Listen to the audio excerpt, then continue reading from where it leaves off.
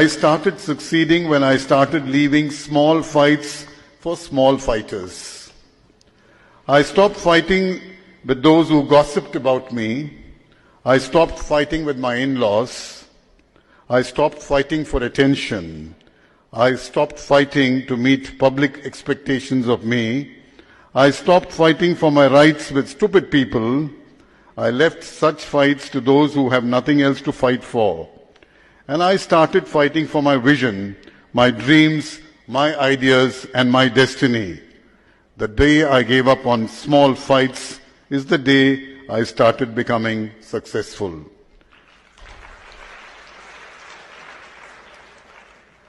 Ladies and gentlemen, some fights are not worth your time. My humble request to you is, please stop fighting. Be it with your husband, with your children, with your in-laws, or with your servants at home. Please never fight. How big your house is, no matter how huge your bank balance is, no matter how recent your car is, no matter how powerful your position in life is, at the end, the size of our graves will all be the same.